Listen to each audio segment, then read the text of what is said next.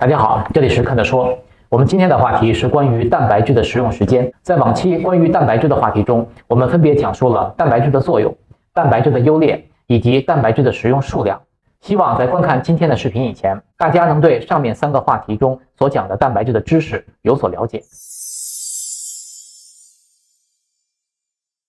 现在我们来讲一下蛋白质的食用时间。我们讲过，在食用蛋白质的时候，应该按照自己的体重来进行补充。其实还应该根据我们自我一天的时间安排，例如训练、工作、休息、饮食的时间安排，来将蛋白质均匀地分散在各餐之中。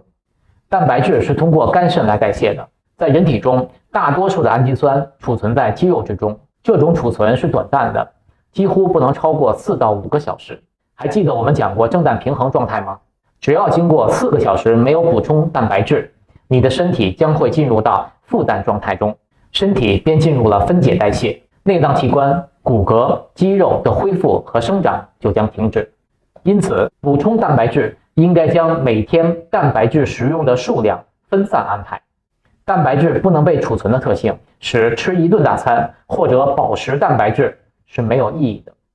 多吃的蛋白质，身体既不能储存，还会造成身体消化吸收的负担，同时多吃的蛋白质也会被浪费掉。例如，你一天应该补充160克蛋白质，那么你可以安排分4顿，每顿40克蛋白质。但是如果你一顿吃了120克蛋白质，另外3顿每顿吃13克蛋白质，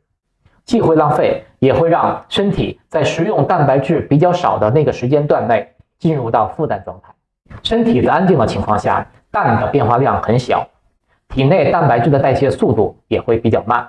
，4至5个小时补充1次就可以了。但身体在运动中会丢失大量的蛋白质氨基酸，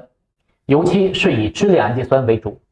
首先，在1个小时的中等强度的抗阻力训练之中，也就是使用65%到75%最大负重量训练时，所产生的蛋白质的氧化率，也就是氨基酸的丢失率，几乎等于一种支链氨基酸每天需要量的60%以上。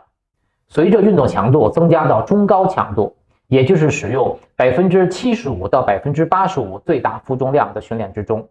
蛋白质的氧化率会达到每天需求量的2倍以上，会让身体出现极端的负氮状态。结论，在抗阻力训练之中，大量的氨基酸和蛋白质的消耗比我们想象的要大得多，而且氨基酸，尤其是支链氨基酸的氧化速率与运动强度成正比。其次，在1个小时低强度的有氧运动中，新以每小时 1.5 的速度慢走，氨基酸的排出量就比平时身体安静状态氨基酸的排出量增加了 13%。 在逐渐增加速度，一直到每小时10公里的速度时，氨基酸的排出量比安静状态时增加了 500%， 也就是5倍，会使身体出现极端的负氮状态。结论，在有氧运动中，身体使用脂肪和碳水化合物作为身体运动的主要能量来源，有 5% 到 15% 的能量由蛋白质来提供。蛋白质氨基酸不作为能量时，同时也会被大量消耗，而且蛋白质的氧化率在有氧训练上比抗阻力训练上表现得更加强烈。第三，男性负氮状态程度高于女性，男性在运动状态下具有更高的亮氨酸氧化率，这种性比差异与女性血糖含量低以及脂肪利用率高有关，这或许是不同激素的反应结果。因此，原则2，蛋白质的摄取应该根据身体运动情况而定，运动强度和运动量越大，蛋白质补充的次数和数量应该越多。根据上面2条原则，我们可以安排蛋白质的食用时间了。训练前30到90分钟补充1次蛋白质，这个时间补充蛋白质的作用是防止在训练中氨基酸的大量流失会造成肌肉产生损失。第2，训练后立刻补充，这个时间补充的作用是让因训练受损的肌纤维得到蛋白质的供给，尽快开始修补。第3，将每天应该补充蛋白质的数量减去训练前后已经补充蛋白质的数量，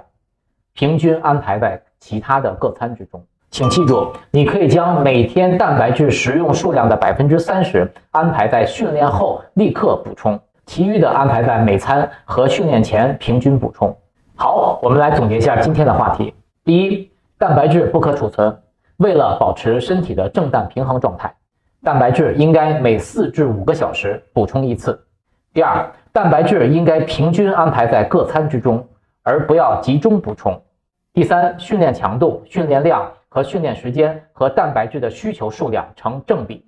练得越多，练得越辛苦，蛋白质的补充应该越多。训练前后一定要保证补充蛋白质。给大家留一个问题，在训练中补充蛋白质是不是一个好的选择？我们在留言区讨论吧。谢谢大家的观看，我们下次再见。